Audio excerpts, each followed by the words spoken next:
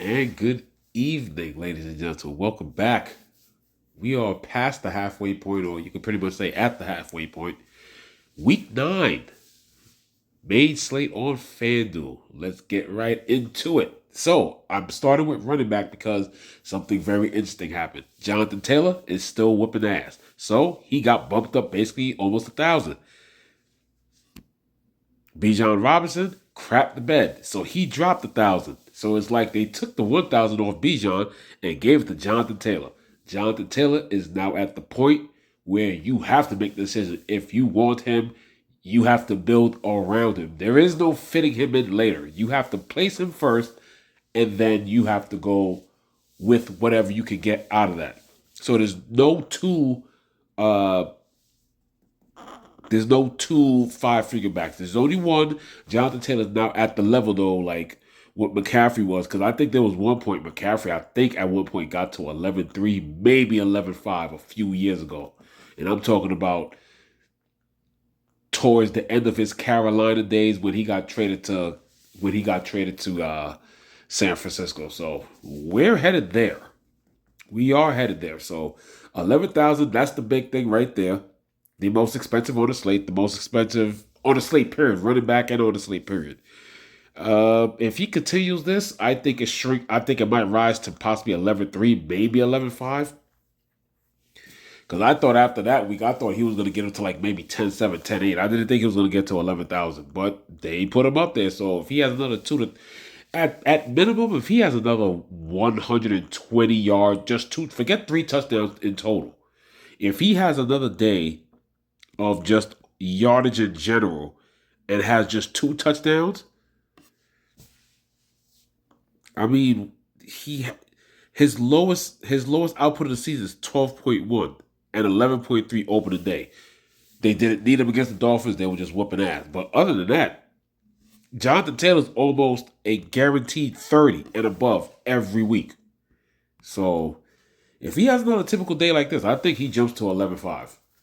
The question is, since he's the only 5-figure back, now last week it was Bijan, who was 200 cheaper, who was basically almost half the field in the 20 max. I'm not a milli player, or 300K, 200K the first player, but he was almost half the field.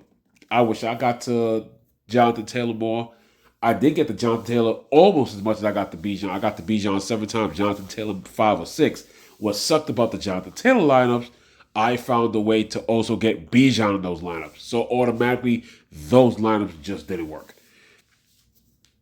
But yeah, Jonathan Taylor is the man. He's the man in DFS. And if you got him in season long, him by himself pretty much has you most likely in good shape. You're possibly, 6-2, 7-1. You might be undefeated if you got Jonathan Taylor on your team.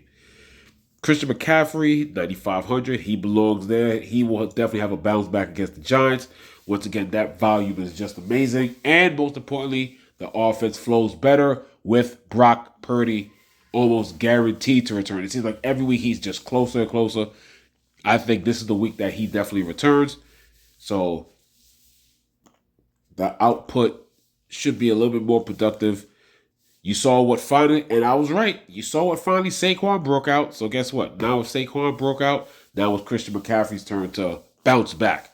We was waiting for the Saquon game. I told you he was going to get down to a certain point, and this is the type of, it's just one of those things that just happens in DFS. Like he's going to get to a point. These guys are too good to be bad all year long. Now, obviously, he's not going to be, it's almost impossible to follow up and you yourself do something like that two years in a row. Right now, Jonathan Taylor's Saquon Barkley last year. But like I said, the bounce back, Christian McCaffrey definitely, he's actually my favorite play next week against the Giants. With Brock Purdy most likely coming back, he's definitely my favorite play. Josh Jacobs against Carolina, 9,400 right under him. You already know like all these guys right here.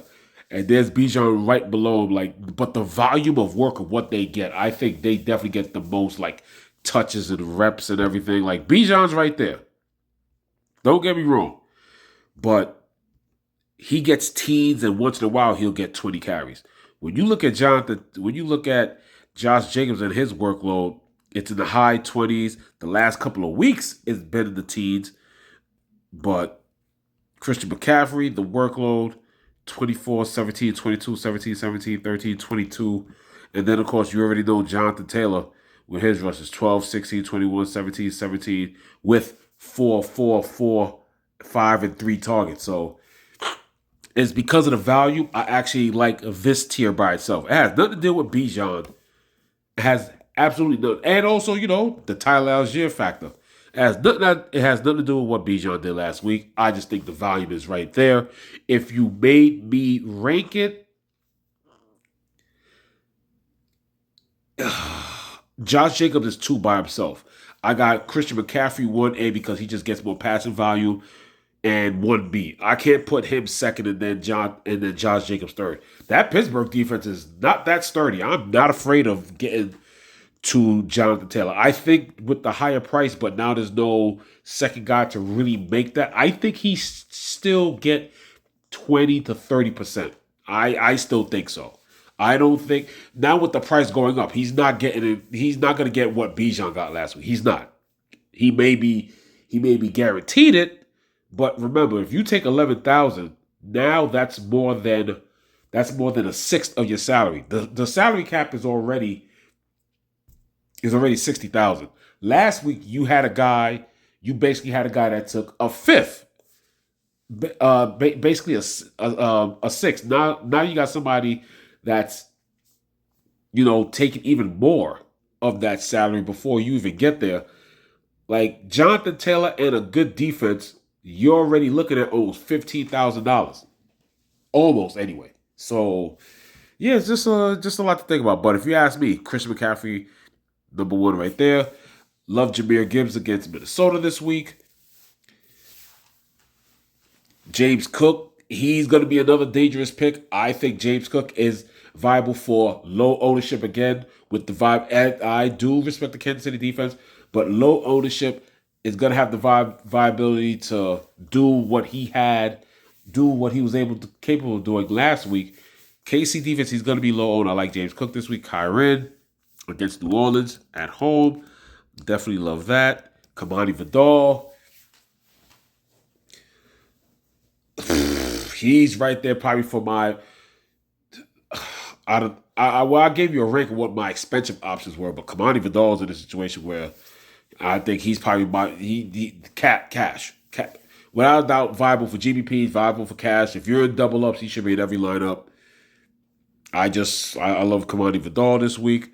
As we keep going down, I think Chase Brown, he was in a good spot last week against a bad defense. 12 for 73 was his best game this year. I think he continues that against Chicago. So I think Chase Brown is an option. As bad as the offensive line is, the talent is there. This is an Ashton Jeanty week. If it's a sturdy run defense that could give a bad offensive line even more problems, Faye Jeanty. This is going to be one. I don't know if he's going to 3 touchdown it or whatever, but against Jacksonville, I think he has the ability. Plus, they're starting to give him the passing work out of the backfield. I like Jeanty this week. Don't love him, but I do like him, especially at his price for $7,000. Even DeAndre Swift against Cincinnati, he's probably my favorite mid-price running back and my third favorite play. And he's possibly my third favorite play behind McCaffrey, Vidal. That is DeAndre Swift. He's going against Cincinnati.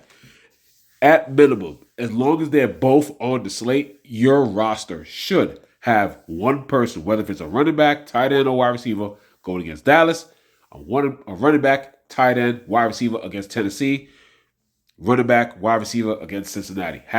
You have to. It just makes sense. On the other end of that game, though, I definitely love Travis Etienne, 6,800.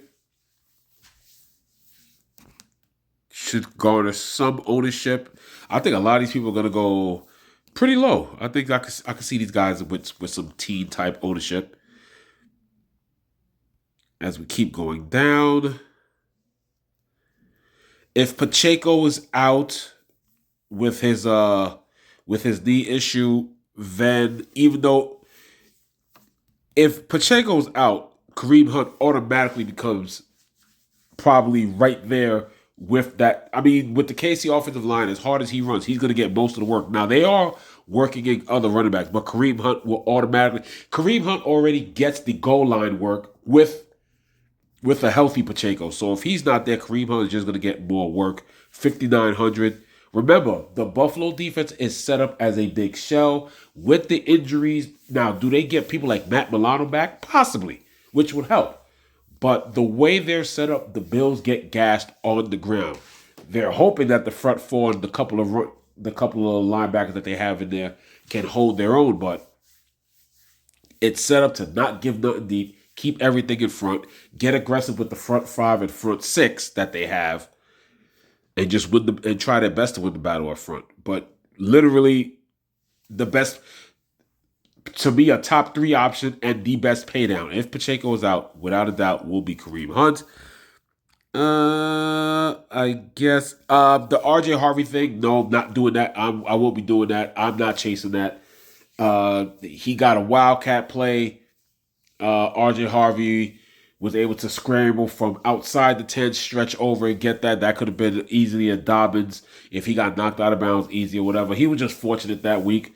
Nothing against him, but J.K. Dobbins has dominated, so that was the one weird game. Dobbins did play well, just didn't get the touchdown value. I won't be chasing that.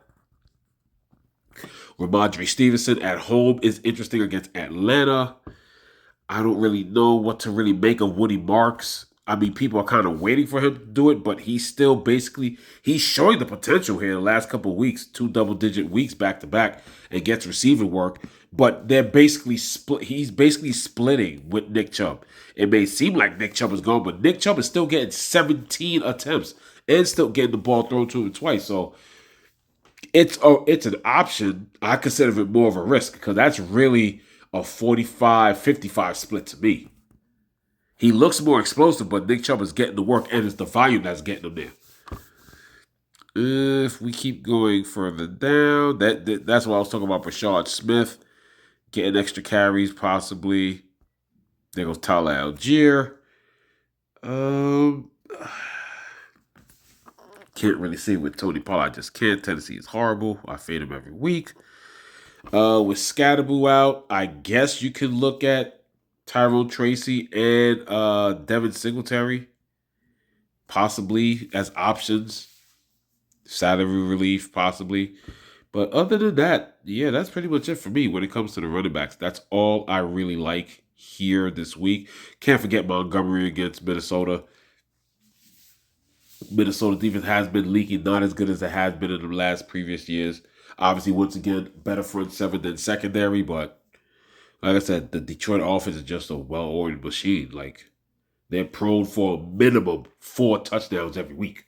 So, definitely enough to go around for Montgomery to get the inside the 5 looks.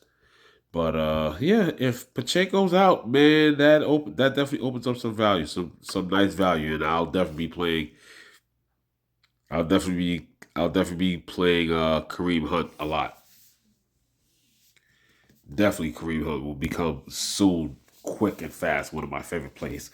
But other than that, that's all I have for the running back position. Thank you for tuning in. This is your boy, Grade A Fantasy. Quarterback vid and defensive video coming up next. And I'll have wide receivers and tight ends pretty much done by, I would say Thursday. Thank you for tuning in. Once again, good luck this week building on FanDuel. This is your boy, Grade A Fantasy, and I'm signing off.